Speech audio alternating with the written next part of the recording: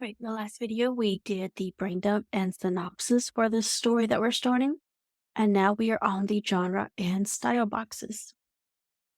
As a reminder, if you click these question marks on the boxes, it'll show you what everything affects and what it does. As you can see here, the genre greatly affects the outline. It affects the tropes, tone, and style of the outline in prose.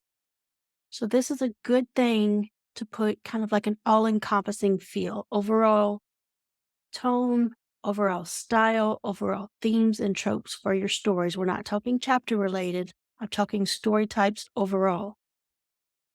And then once you do that, once you've created your outline, you know all of that stuff is sort of baked into the outline already. And you can start changing this up as you want per chapter. That's just an overview of what we can do and what we'll go into later in the more advanced series.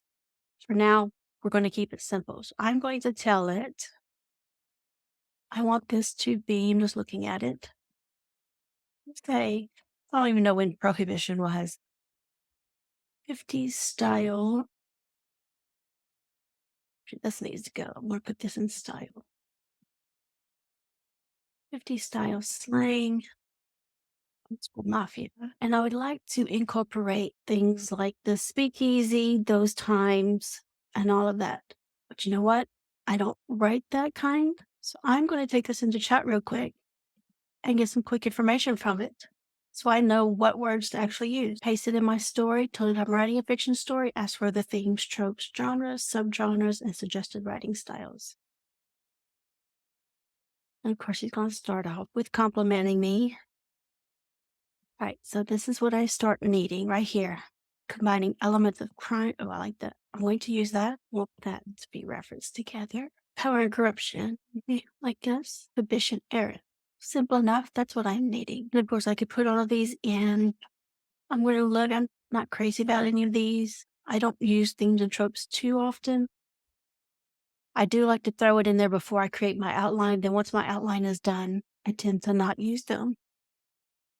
Let's thought we will try. And we'll do themes of power and corruption. So crime drama, historical. There we go. And since I know this has a recency bias, as we discussed in the other videos, I'm going to put that at the end because I want to heavily focus on that and look through to see if there's anything else I want.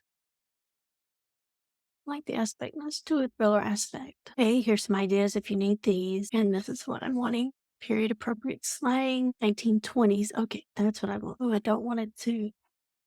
This is one of those things, think about it from an AI's perspective. I'm looking at this, and I know I mean 1920s, but there is a chance that the AI will think I mean like 20-something-year-olds slang, like things they would say. So I'm not going to give it that chance to mess up. I'm just going to clarify 1920s style slang. I like this. I don't think I need anything else. Let me read this ending just to see, like this. Get rid of things are mostly good here. Again, you should even keep it easier. I'm not doing a lot of writing styles. Like I'm not telling it to be a certain way with my prose or language, except for the slang right there. But I do want to go ahead and tell it third person, past tense. And if you had somebody's POV you wanted to do, you could put that here as well. So a couple of things to know about the genre and style. As mentioned in the other videos and earlier, these both have recency bias. So the last words of them have more of an effect on your prose. That doesn't mean these don't affect it at all. It just means they affect it a little bit less. So there's that recency bias. That's why in a lot of my videos, you will see I have everything set up on lines like this. That way, it's a lot easier for me to rotate things out from chapter to chapter. So if I want the thriller aspect really coming through, I'm going to take it and I'm going to put it down here, where it's at the end having the most effect. You actually might want to know, I want the crime actually to have the most effect. So we're going to leave it like that. And again, you can load this up, and then once you do your outline, tailor it down to where you're just having what you need on a per chapter or per scene basis. Same thing with your style. Your style box affects your beats and your prose very heavily. So whenever you go to change your beats or generate your beats, you're going to want to change up your style before you generate beats. Now, if you're bringing in your own beats, that doesn't matter. But since style affects the beats, I want to change things up.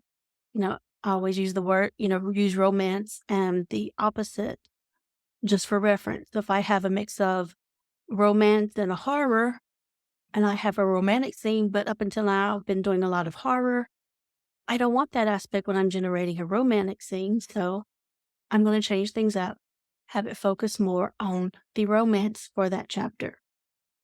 So change these up as you need. For genre, I like to mix and match different genres and subgenres.